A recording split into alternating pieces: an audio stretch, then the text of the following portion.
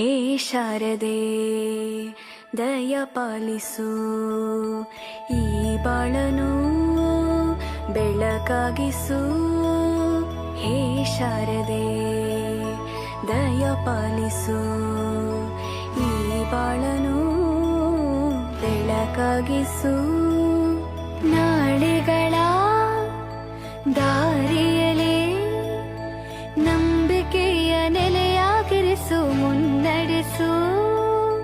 ಕೈ ಹಿಡಿದು ನಾವಾಡೋ ಪದ ಪದದಲ್ಲೂ ಸಂಚರಿಸು.